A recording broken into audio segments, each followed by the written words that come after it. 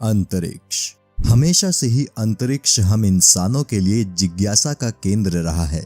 यही वजह है कि इंसान जैसे जैसे विज्ञान और तकनीक के क्षेत्र में तरक्की करता गया, वैसे वैसे ही अंतरिक्ष को जानने समझने की कोशिशें भी तेज होती गई।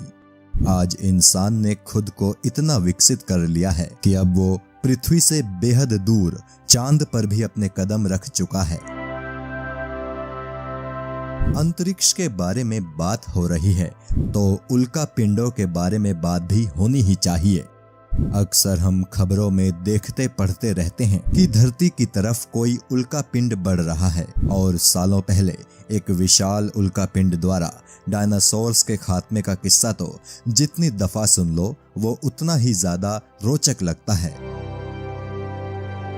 उल्का पिंडों के कई नाम आपने सुने होंगे, जैसे एस्टेरॉइड, मीटियोरॉइड, मीटियोर, मीटियोराइट और कॉमेट।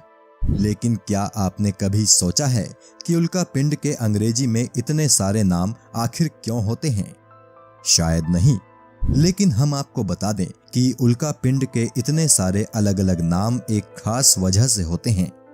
तो चलिए जानते हैं कि उल्का पिंड के इन अंग्रेजी नामों का दरअसल मतलब क्या है। सबसे पहले बात एस्टेरॉइड की। एस्टेरॉइड अंतरिक्ष में तैरते पत्थरों के उन टुकड़ों को कहते हैं जो वास्तव में बेहद ज्यादा बड़े नहीं होते। ये एस्टेरॉइड सूर्य की परिक्रमा करते हैं।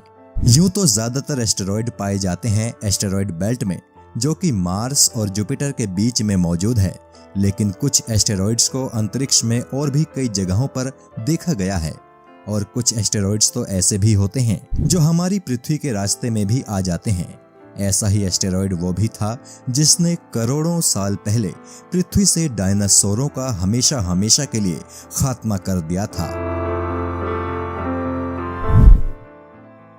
जब अंतरिक्ष में तैरते दो एस्टेरॉइड्स आपस में टकराते हैं और टक्कर के बाद जब वे छोटे छोटे टुकड़ों में टूट जाते हैं तो एस्टेरॉइड्स के उन छोटे टुकड़ों को मीटियोरॉइड कहा जाता है।